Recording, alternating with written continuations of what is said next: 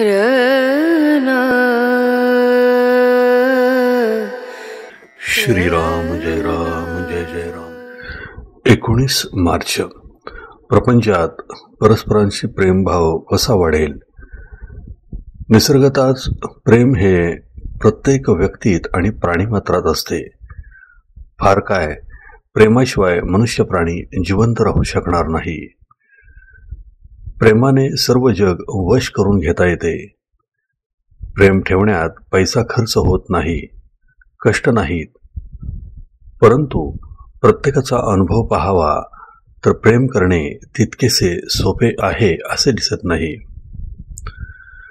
याचे कारण प्रत्येक व्यक्तीचा स्वभाव निराळा, आवड निराळी आणि दैवयोगाने आलेले ऋणानुबंध निरनिराळे असतात. आपल्या विचाराचे लोक असतील त्यांच्यावर स्वाभाविकच प्रेम जडते. विरुद्ध असतील त्यांच्याबद्दल प्रेम वाटत नाही, किंबहुना द्वेषही उत्पन्न होतो. द्वेष उत्पन्न का होतो तर आपला आणि दुसऱ्याचा विचार आणि आवड जमत नाही म्हणून. परंतु थोडा विचार केला तर असे दिसते की आपण ज्या कारणामुळे दुसऱ्याचा द्वेष करतो तेच कारण दुसऱ्याने आपला द्वेष करायला पुरेसे होते. उदाहरणार्थ, एखादी गोष्ट आपल्याला न आवडली आणि तीच दुसऱ्याला आवडली, तर मला न आवडलेली गोष्ट दुसऱ्याला आवडल्यामुळे दुसऱ्याचा द्वेष करायला मला तेवढे कारण पुरेसे होते.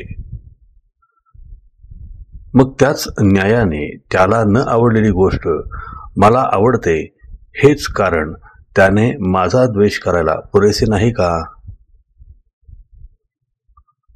व्यक्ती तितक्या प्रकृती अशी म्हण आहे. त्याचा अर्थच असा की स्वभावाप्रमाणे प्रत्येकाची आवड ही निराळी असणारच. म्हणून द्वेषबुद्धी नाहीशी करण्याकरता प्रत्येकाच्या स्वभावाला थोडी सवलत ठेवणे जरूर आहे. आणि प्रेम जडण्याकरता सर्वांना आवडणारी जी गोष्ट असेल तिकडे लक्ष देणे जरूर आहे. प्रेम करण्याचा धडा गिरवताना सुरुवात आपल्या घरापासून करावी.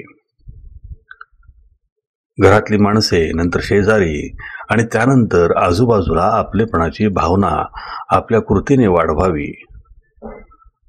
म्हणजे क्रमाक्रमाने प्रेमाची वाढ होऊन सर्व वातावरण प्रेममय होऊन जाईल.